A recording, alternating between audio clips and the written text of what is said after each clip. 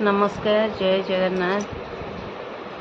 शुभ संध्या। समय 7:30 एबे टिके बसी भाविले किछि तो आज जाइथिले टिके पार्क को जाइथिलो वर्षा आसला घर को उठिकी पळे आसीछु। एबे टिके बसिले भाविले आपनको पई गोटे वीडियो गोटे बनैबी। 19 तारिख रु आसले राउरकेला सासू घर को किछि वीडियो एडिटिंग करि परने देई परने ता पई 3 रु 4 घंटा समय दरकार। एते समय पाउनी किछि टिके काम व्यस्तता भितर रहिके तो विभिन्न प्रकार समस्या थाए ना मनीष मात्र के समस्त किसी ना किसी समस्या काम जंजाल 3-4 दिन पे आसुची। से 3-4 दिन रे केते प्रकार काम केते कौन रोची बंधु दरकार समस्त सहित टिके भेटिबा दरकार। एना हम तो समाज को लेकिन चलवा समाज भितर रही भाई बंधु कुटुंब आम तो आर भितर बांधी होचे। तापर आउ गोटे कथा देखो आजिकल दुनिया रे मु तो आसुले 2-4 दिन पे आसले समस्त सहित मिलमिशिक जाए। आजिकल दुनिया रे देखु सामने गोटे कथा आपण को पछरे गोटे कथा ये आम दुनिया रे या ही चली। आज तुम सहित मिशीजे क्लोज हो तुमको दिल जान लगे कथा कहे बहुत बड़ बड़ कथा कहे तुम साहाଯ୍य नौथिबे तुम साहाଯ୍य जदि टिके कमी आसीगला से भी देखु के तुम स्नेह जदि कमी आसीगला से भी के माने एसबू दुनियार नीति नियम मु कहवा कथा कौटी भी कौन प्रकार घर भीतर कथा हो घर बाहर कथा हो बंधु परिजन कथा हो जो संपर्कटा रखा से संपर्कटा सुसंपर्क होगा दरकार। कहा पिठी पछरे छलना करिबा कहार सम्मान को हानि करिबा कहा पिठी पछरे षडयंत्र करिबा कहा को मिछ सतरे कोठी ब्लेम करिबा कहा को कोठी झुलेकी फसेकी रखिबा कहा को मिछ कहिबा कहा को मिछ कहिकी कहा को ये करिबा आमे समस्त को नहीं चलबार अच्छे। आमे जेमती समाजटा आम सेमती हवा दरकार। आमे जेमती भल रहिबा समाज आम सेमती भल रहिबो। गोटे छोट जिनस को बड़ कले आमको कष्ट भोगवा को पड़ो ये सब थाए। मुझे समस्या को देखुची जी आम सब खबर पाई जाऊँ आजिकल जमती डिजिटल दुनिया सोशल मीडिया हो गला जहाँ भी आम जापर ये सब आमको गोटे भयभीत लगे समाज रे चलवाई। देखु दुनिया भितर एमती बहुत एमती कथा बहुत भल देखो आजिकल निजर जो मैंने होना निज लोक बेले बेले निजर हुंती किंतु पर बहुत आपनार होती एमती बहुत संपर्क देखी निजर जमा देखु कौटे देखिए कौटे माँ पुओरे स्वामी स्त्री रे बापा पुओरे बहु शाशुर एमती बहुत कथा देखिए निजर पणिया न थाए किंतु पर को आप निजर करके देखते बहुत निजर किंतु बेले बेले ना से पर निजर होगी आपण गला काटिदेवे। मो कहवा कथा मनीष कहीं आचरण करे जदि मनीष एमती किसी भूल न करता एमती किसी आम समाज रे घटना करता एतिकी टिके भूल एतिकी टिके भूल जो भूल के किसी नुह आज केते बड़ बड़ घटना से भुवनेश्वर केस कहतु कटक कहतु पुरी कहतु आम केते बड़ बड़ क्राइम मर्डर आम देखुचु एटा सब आम शिखा दरकार ये बुझा दरकार। तेणु किसी न जाणिकी क्या आम जादे कहार कि नहीं करदेबा क्या विषय कहीं भी आजिकल दुनिया रे कहार नुहति कहीं भी समस्ते कहते बड़ बड़ लोकंर ना एतिकी तुमको जब साहाय्य करेंगे तुमको एत स्वार्थ हासिल करने आशा रखुवे तेणु कहार एतिकी साहाय्य नवा आवश्यक ना कारण जी तुमको एतिकी साहाय्य कर तुम एत बड़ क्षति कर तारी आशार से तुमको साहाय्य कर।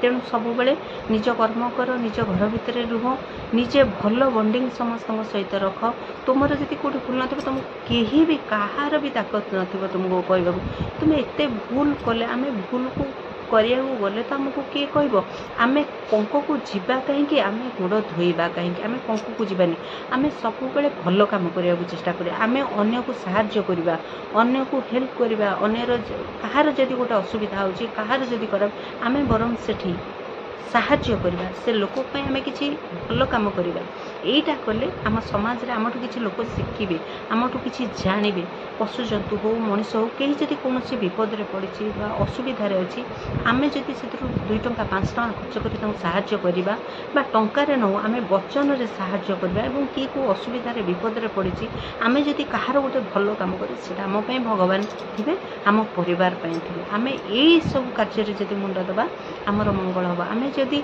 क्या एमती करेंगे ये करदेवी सी करदेवी एमती करदे सेमती करदे सब कथार समस्यार समाधान अच्छी हो पारे କିନ୍ତୁ ମଣିଷ ଦେଖ ଆମ ଗୋଡ଼କୁ ପିମ୍ପୁଡ଼ି ନ କାମୁଡ଼ିଲା ପର୍ଯ୍ୟନ୍ତ ଆମେ ତାକୁ ମାରୁନୁ। ପିମ୍ପୁଡ଼ିଟି ଯଦି ଆମକୁ କାମୁଡ଼ୁଛି ଆମେ ତାକୁ ଦଳି ମକଚିକି ମାରୁଛେ। ସେମିତି ପିମ୍ପୁଡ଼ି କାମୁଡ଼ିଲା ବୋଲି ତ ମାରିବ।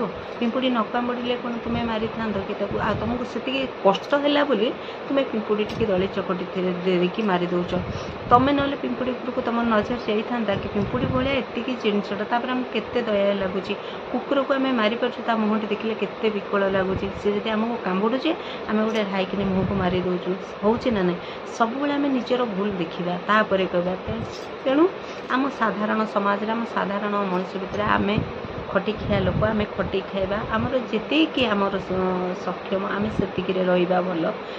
ଯେଉଁମାନଙ୍କର ପଇସା ଅଛି, ଯେଉଁମାନଙ୍କର ପାୱାର ଅଛି, ମୁଁ ସବୁବେଳେ କହୁଛି ଯେଉଁମାନଙ୍କର ଲୋକବଳ ଅଛି ସେମାନେ କିଛି ଘଟଣା ନେଇ ଆଣି ଥୋଇପାରିବେ, ସେମାନେ ପାର ହେଇଯିବେ, ସେମାନଙ୍କ ପାଖରେ ଅଛି। କାହିଁକି ସେମାନେ ନା ସେମାନେ ତାଙ୍କ ପାଖରେ ଦମ୍ ଅଛି, ସେମାନେ ଦୌଡ଼ିପାରିବେ। ଆମେ ତ ଭାଇ ଖଟିଲେ ଖାଇବା, ଆମ ପାଖରେ ଅର୍ଥ ନାହିଁ, ଆମେ ରୋଗିଣା ମୁକିଣା ଲୋକ। ଆମେ କାହିଁକି ସମସ୍ୟାକୁ ଯିବା? ଆମେ କାହିଁକି କରାତରେ ଚକ୍କର କାଟିବା? ଆମେ କାହିଁକି କାହାର ବଡ଼ ବଡ଼ କଥା ଶୁଣିବା? ଆମେ କାହିଁକି ଯିବା? ମୁଁ ସବୁବେଳେ ଏହା ବୁଝେ। ମୋ କହିବା କଥା, ଆମେ ଯେଉଁ ଝାଳ ବୁହା 5 ଟଙ୍କା ରୋଜଗାର କରୁଥିବା ସେଟା ଆମର ଭଲ କାମରେ ଯାଉ, କେଉଁ ପଶୁ ପକ୍ଷୀଙ୍କ ମୁହଁରେ ଯାଉ, ବା କୌଣସି ଲୋକର ଅସୁବିଧା କାମରେ ସେ 5 ଟଙ୍କା ଯାଉ। କିନ୍ତୁ ଅନନେସେସାରୀ ଗୋଟେ ଥାର୍ଡ଼ ଲୋକ ନ ଖାଇଦେଉ, ଗୋଟେ କେହି ଅଲଗା ଲୋକ ନ ଖାଇଦେଉ। ମୁଁ ଏମିତି କହେ, ଆମ ପରିବାରରେ ସେ 5 ଟଙ୍କାଟା ଲାଗୁ, ସେ ଝାଳ ବୁହା ଦାନାଟା। ଆମ କାର୍ଯ୍ୟରେ, ଆମ କର୍ମରେ ଆମର କୌଣସିଥିରେ କୌଣସି ଅସୁବିଧା ନ ହେଉ, ଭଲ ସମ୍ପର୍କ ସବୁ ଜାଗାରେ ରହୁ, ସମସ୍ତେ ଭଲରେ ଥାଆନ୍ତୁ, ସମସ୍ତଙ୍କ ସହିତ ଭଲ ସମ୍ପର୍କ ରଖି ଚଳିବା। ମୋର ଚିନ୍ତାଧାରା ଏଇଆ, ସମସ୍ତଙ୍କ ସହିତ ସବୁବେଳେ ଭଲ ବଣ୍ଡିଂରେ ରହିବା, ସବୁବେଳେ ସମସ୍ତଙ୍କ ସହିତ ଭଲ ସମ୍ପର୍କ ରହିବା। କାରଣ ମରିଗଲେ କେହି ବି ଯିବେନି ସାଙ୍ଗରେ, ଜଣେ ଯିବ। ଯାହା ଯେଉଁ କର୍ମଟି ଭଲ କରିଥିବା ସେଇ କର୍ମଟି ଆମକୁ ନେଇକି ଯିବ। ଯାହା ଏଇଠି ଘଟଣା ହେଇଥିବ ତାକୁ ଏଇଠି ଭୋଗିକିରି ଯିବା।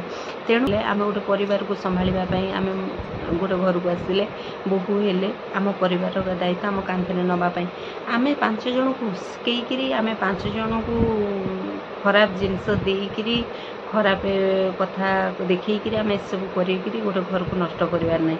ଆମକୁ କିଏ କ'ଣ କହିଲା ତ ଆମେ ସେଟାକୁ ବରଦାସ୍ତ କରିଦେବା। 4 ଦିନ ପରେ ସେ କଥାଟାକୁ ଭଲରେ ପଚାରିବା।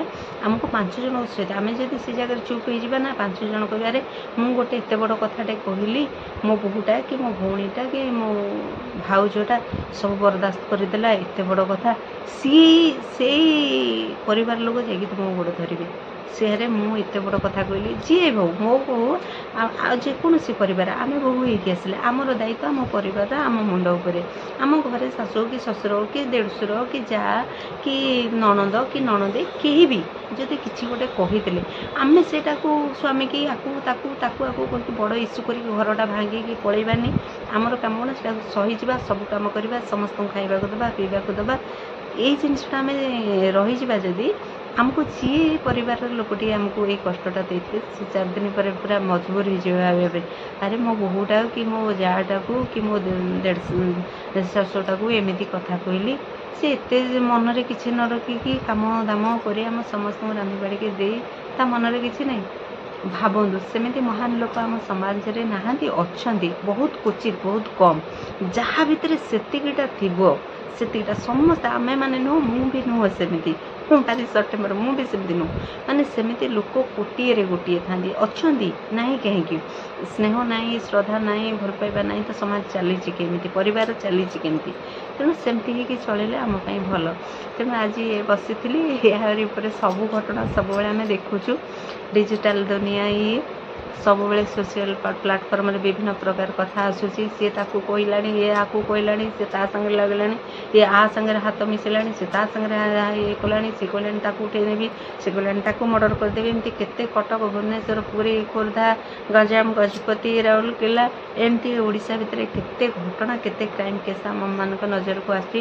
କେତେ ଘଟଣା ଆମେ ଦେଖୁଛେ। ଦୂର ଜୁହାର, ପିଲା ଛୁଆ, ସଂସାର, ପରିବାରକୁ ନେଇକି ଆମମାନଙ୍କୁ ଯେତିକିରେ କହିବା ଦରକାର ସେତିକି କହିବା, ଯେତିକିରେ ଚାଲିବା ଦରକାର ସେତିକିରେ ଚାଲିବା ଦରକାର। ତାଠୁ ଅଧିକା ସବୁ ଜିନିଷ ହେଲେ କ'ଣ ହୁଏ ନା କ୍ଷତି ହୁଏ।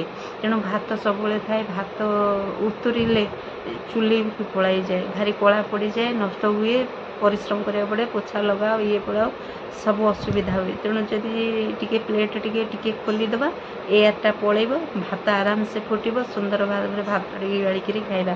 ତେଣୁ ଚାପାଟି ପୁରା ସିଲ୍ କରିଦେଲା ମାନେ ଭାରି ଛିନଛତ୍ର ହେଇକି ସବୁଆଡ଼େ ସବୁ ହେଇଯିବ। ସେତେବେଳକୁ ଆଉ ଭାତର ଅବସ୍ଥା ନଥିବ, ଆଉ ଚାହିଁଲେ ବି ସେ ଭାତକୁ କିଛି କରିହେବନି, କାରଣ ସେ ଆଉ ଖାଇବାର ଲାଇକ୍ ହିଁ ନଥିବ।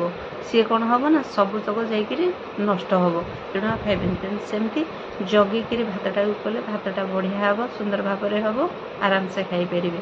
ଘୋଡ଼େଇ ଦେଇକି ବସିଗଲେ ଭାତଟା ପୁରା ନରମ ହେଇଯିବ। ଜୟ ଜଗନ୍ନାଥ।